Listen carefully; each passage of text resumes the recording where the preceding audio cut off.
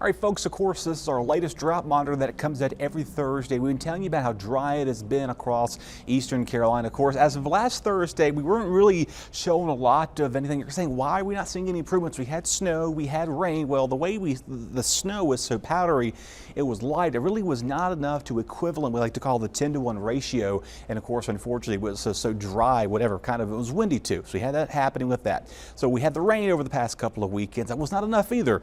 Now we really need to get a series of rain events to kind of help us get us out of a drought, because we're starting to run now almost roughly 3 to 6 inches behind a rainfall. And of course, it does not look good as we go towards the next couple of days. But for the weekend, we'll get to that in a second. So as of last week, I want you to kind of file in right here, this Nash, Wilson, Edgecombe, Martin, Bertie County area, because what's going to happen, this update that came out Thursday this morning, bam, it had the extreme drought here. Of course, by the way, the last time North Carolina saw an extreme drought was back in 2007 and 8. Of course, that year, a lot of harvesting was kind of damaged by crops. We didn't have enough efficiency for the summer and fall upcoming season. But regardless of anything, still a severe drought here. Portions of Pitt County, Lenore County, Greene, Wayne County, Duplin County along the Albemarle Sound. The rest of us here along the coastal inland counties are in that moderate drought here. That extends down to our southern counties, our coastal inland counties. And then you get down towards the Crystal Coast, portion of Pamlico, Craven, and Carteret County. You're in that abnormally warm level dry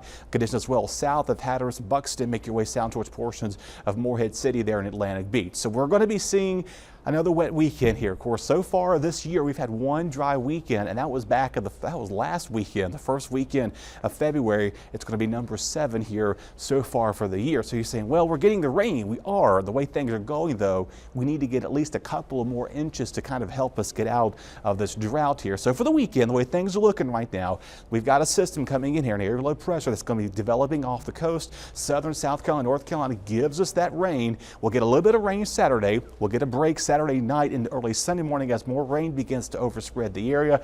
That'll continue for the rest of the early morning hours before another round of some rain kind of sweeps behind this. So the way things are going, we're going to stay quite actively wet as we go into the weekend. Even heading the next week, it does look like we could have a few chances, a few showers as well. So with the drought, the way things are going right now, we definitely need some rain, as most of us are continuing to be several inches behind on our rainfall this year.